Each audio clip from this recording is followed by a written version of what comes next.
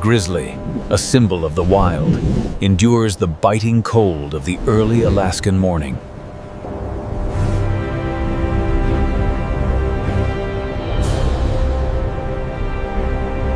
These crystalline structures, though beautiful, are as sharp as any blade.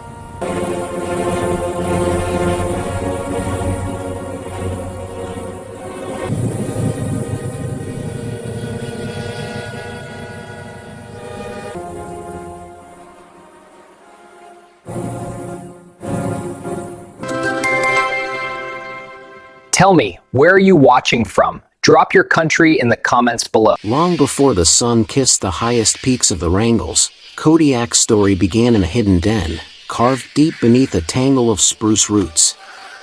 It was there, just weeks ago, that her cub, a tiny bundle of fur and boundless curiosity, took its first breaths. The den had been a sanctuary, a temporary reprieve from the unforgiving world above. But the whispers of spring, carried on melting snow, brought with them a cruel truth: the den could not sustain them forever. The great salmon run, the lifeblood of the Grizzlies, was still weeks away.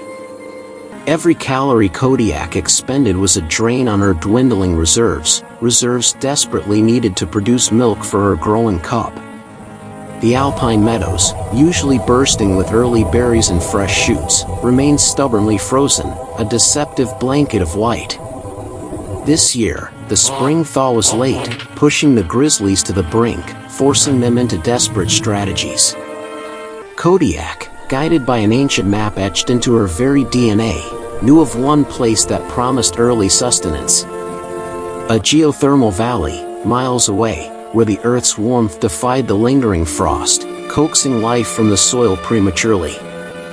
But reaching it meant traversing the infamous Shadow Pass, a treacherous route where the risks far outweighed the rewards for most. It was a gamble, a 72-hour journey into the unknown, but for her cub, Kodiak had no other choice. As Kodiak and her cub ventured deeper into the Shadow Pass, the landscape transformed into a gauntlet of icy ledges and roaring winds. The initial promise of the sun gave way to a chilling, gray sky, pressing down on them with an almost palpable weight. Each step was a calculated risk. A single misstep could send the tiny cub plunging into the unseen ravines below. Kodiak moved with an ancient grace, her massive paws testing every snow-laden surface, but a low, guttural unease rumbled deep in her chest. It wasn't just the terrain; an unfamiliar quiet had settled over the pass, a silence too heavy for this wild stretch of land. The usual chatter of marmots, the distant cry of an eagle, all absent. It was as if the pass itself was holding its breath. The unsettling silence was abruptly shattered by a distant, cracking sound, the unmistakable groan of shifting ice. Kodiak froze, her head snapping up, ears swiveling to pinpoint the source. She pushed her cub forcefully behind a cluster of snow-covered boulders, her body tensing, ready to shield it from any threat. Her keen senses picked up a faint, acrid scent on the wind, something metallic and alien to this pristine wilderness. It was a smell she instinctively recognized as danger, a warning ingrained from generations of encounters. But this time, it was different, closer, more immediate, and accompanied by the subtle tremor of the earth beneath her paws. The pass was not just a natural obstacle, it held something else, something hidden and predatory, cloaked by the rising mist. The threat finally materialized, not from the skies, nor from the familiar predators of the land, but from a dark, shadowed fissure in the ice itself. A colossal block of ice, unstable and ancient, began to detach from the cliff face above them, slowly at first, then gaining terrifying momentum. Kodiak let out a desperate roar, pushing her cub forward, urging it to move faster than its small legs could carry it. The air filled with the deafening thunder of breaking ice, echoing like cannon fire through the narrow pass. She knew this part of the Shadow Pass was notorious for its unpredictable ice formations, but this was different. It felt deliberate, almost like a trap sprung. The metallic scent intensified, and through a momentary gap in the falling ice, Kodiak caught a fleeting glimpse of movement high above, a shape that was too angular, too unnaturally still, to be just another animal.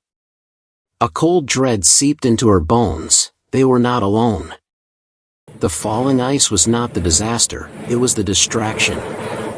Kodiak used the momentary chaos to sprint, driving her cub relentlessly toward the shelter of a cave she had glimpsed years before.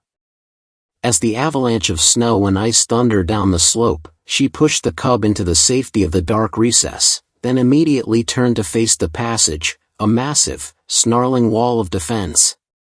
But the air was still heavy with the alien, metallic scent, and the silence that followed the icefall was even more terrifying. The threat wasn't interested in the den, it was interested in her. From the ridge above the pass, not 200 yards away, the silhouette she had seen earlier became clearer. It was a pair of hunters, illegally tracking game, but more importantly, they were carrying tracking equipment that emitted the metallic, buzzing frequency she had smelled, a frequency designed to mimic the distress of a rival apex predator, drawing her out into the open for an easy shot. They began their descent, slow and deliberate, their boots crunching on the frozen ground, a sound that was pure, unambiguous peril. Kodiak, knowing she could not defeat two armed men, employed the ancient wisdom of her kind, misdirection. She let out a series of deep, deceptive howls, making her sound like a male bear protecting a prize carcass, forcing the hunters to approach with extreme caution. The cub, sensing the mortal danger, remained absolutely silent, a tiny, instinctual master of self-preservation. But the hunters had her cornered. The cave was too shallow, and the only escape route was a sheer drop. In that desperate, frozen moment, as the first hunter raised his rifle, Kodiak made her choice, a decision driven not by ferocity, but by the highest form of maternal loyalty. She turned her back to the man, appearing to flee deeper into the pass, drawing their attention away from the cave and onto her. The chase was a brutal, desperate ballet across the ice. Kodiak knew she was expendable, her cub was not. She led the hunters away, higher into the less stable parts of the mountain, driving them toward a patch of ice that she, with her superior knowledge of the terrain, knew was hollow and fragile. The hunters, blinded by their greed and the belief that they had outsmarted the great bear, followed without hesitation. When she reached the far side, she planted her massive weight, triggering the collapse. The ice groaned and fractured, sending the two men plunging into the frigid chasm below with a terrible, muffled sound. The crisis was averted, but the silence that returned was heavy with loss, a truth realized too late by Kodiak as she gazed down at the spot where the cub remained hidden, realizing she had risked her own life to save a future that was not guaranteed. The echo of the collapsing ice eventually faded, leaving behind only the profound, cold silence of the mountains. Kodiak returned to the mouth of the cave, not with triumph, but with an immense, palpable weariness. She nudged her hidden cub, and the tiny creature, unharmed, emerged with a hesitant whimper, instantly burrowing into the warm safety of its mother's chest. The immediate danger was gone, but the true cost of the 72-hour journey, the desperate gamble, the confrontation with humanity's reckless intrusion, and the near sacrifice, would be etched into Kodiak's memory. It was the hardest lesson a mother could teach. In the wildest corners of the world, survival demands everything, and the greatest act of love is often the one that demands the ultimate risk. The tiny cub, unaware of the chasm his mother had faced, was the living testament to her extraordinary courage. He was the future of their lineage, the vital thread of life woven back into the harsh tapestry of the North American wild. His very existence, secured by a mother's will, proves that even at the apex line, where nature is defined by the hunt and the kill, the most powerful force remains the unbreakable, fierce, and enduring bond of family. This story is just one heartbeat in the massive drama of the wild, a drama that plays out every hour, in every corner of the planet. If stories of courage, survival, and the wild heart of our planet speak to you, please subscribe to the Apex Line and turn on notifications. You'll be the first to catch the next chapter. But somewhere else in the wild, another story was already rising. This is the Apex Line, where every shadow holds a secret.